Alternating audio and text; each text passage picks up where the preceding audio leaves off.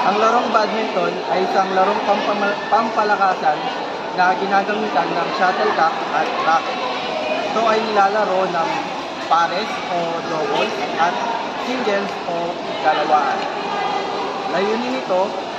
Layunin ng bawat kupunan o manlalaro na ipasa ang shuttlecock sa ibabaw ng net at ihulog ang shuttlecock sa loob ng court ng kalaban at iwasan na maibalik ito ng tama.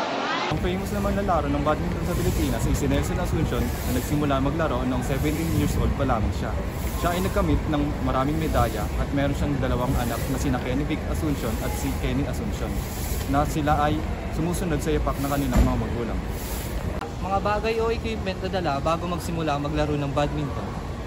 Una, comfortable clothes, shoe with gum sole, raketa, mas maganda kung mas magaan, shuttlecock, wristband, hoops, net, at court na paglalaruan.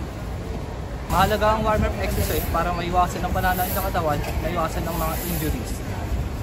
Mga kailangang exercise bago maglaro ng badminton. 1, 2, 3, go!